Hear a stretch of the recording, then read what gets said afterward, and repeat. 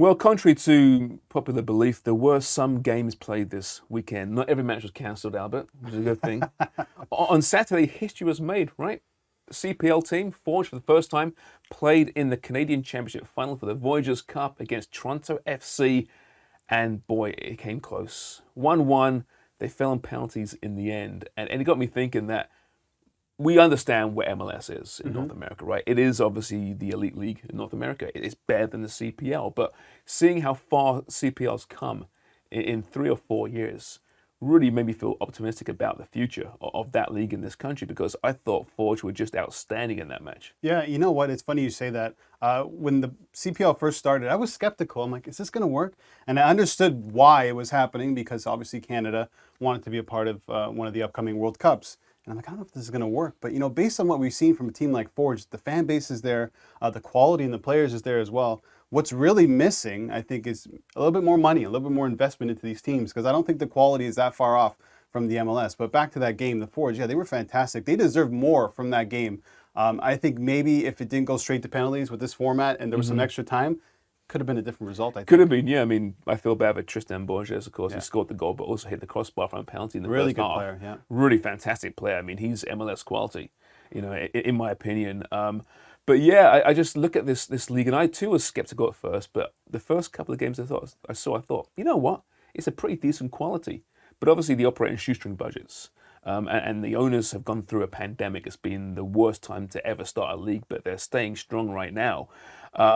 But there's still a long way to go, I think. As for TFC, they're the champions of 2020. Still so confusing. 2 years, isn't it? yes, I know. Same thing with Euro 2020. Yeah, that's right. It's a weird time, isn't it? And they're in the middle of what seems to be a pretty awful campaign domestically. That could change, of course, in July when Insigne arrives. But at least they got a trophy to show for it, even if it's not for this year's tournament. Yeah, a couple under 23s in that team, but they started some heavy hitters. Michael Bradley, Jesus Jimenez, Pazuello, who scored that fantastic goal. So it wasn't like the Forge were going up against a B side or a C side. They played against the top Toronto FC side, and Toronto FC domestically not playing very well. I think they're just trying to hold on until maybe Insigne comes, and that's the added boost of quality for them is really going to help them. But for the Forge and for the CPL.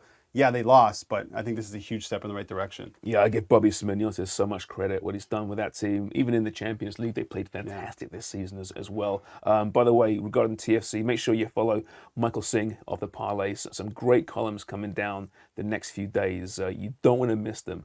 Trust me. On Sunday, World Cup qualifying resumed. Wales, Ukraine. Wales snuck it in the end, 1-0. And I tell you what, Albert, I mean, I've seen some emotional games in my time. Yeah.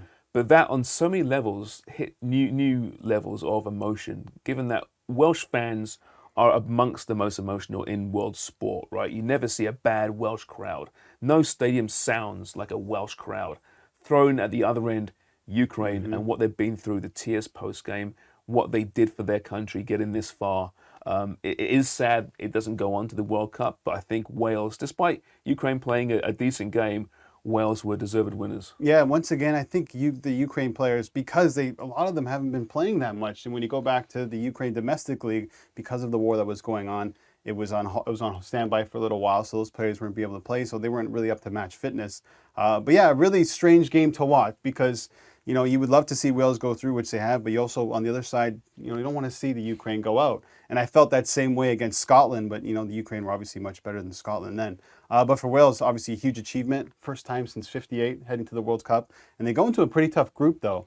England, Iran, and the US. And the US. Yeah, so really very tough interesting group. one. But yeah, a fantastic game. I do feel for the Ukraine, but I mean, it's with what they had in the limited time of preparation, I think they can hold their heads high. For sure. Gareth Bale, I guess we can put off the retirement questions for another few months at least. And of course, he's in on the goal as well. Yeah, of course, right. I mean, what doesn't How good is it? Really, he's fantastic. He puts that shirt on, and listen, he's a world-class player in his prime. We understand what happened at Real Madrid, but for 4 years he was fantastic.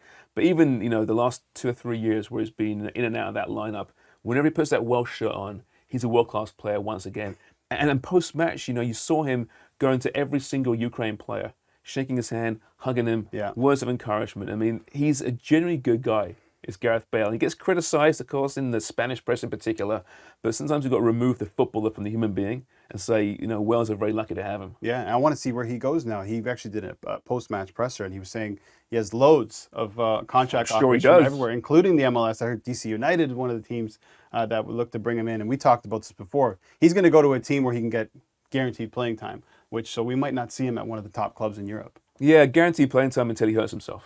Exactly. Right, so and that's the gamble for MLS if they're going for this guy, because he won't come cheap, I wouldn't think. No, absolutely not. And he just hasn't shown that resiliency. Would he move the needle in the MLS? I think, well, if he's healthy, yeah. Yeah. Because I think he's still world class at his best. Yeah. And is a guy that's still kind of in his prime. He's not out of his prime just yet. Yeah. Just there's so much baggage around Gareth Bale, it seems, right? Does he really love the game enough? Well, he does when he's playing for Wales, right? Exactly, yeah. So I think he's one of the most compelling individuals in world sport, right? Yeah. Because no one really knows who he is. One day the book will come out, and he'll tell all, and we'll find out exactly where his head's at. But good for Wales. The World Cup, we've almost got the 32 teams. Still got to decide UAE, Australia. Yes, that's and tomorrow. And of course, New Zealand against Costa Rica. Yeah, exactly. Next week. And Peru's still in there. Peru's still there as well, that's right. So much going on. So much going on. Hopefully Canada can figure their stuff out. Just figure it out, will you, Canada, please?